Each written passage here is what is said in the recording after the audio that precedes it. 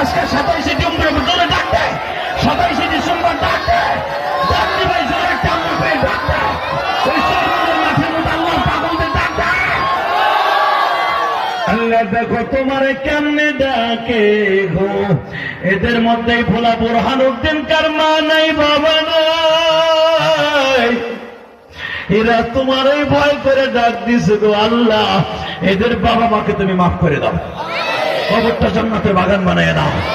আল্লাহ কত কত সমাল দূর থেকে আসছে আল্লাহ, এই মুসাফিরের সাথে যারা কাঁদছে তাদেরকে তুমি মাফ করে দাও।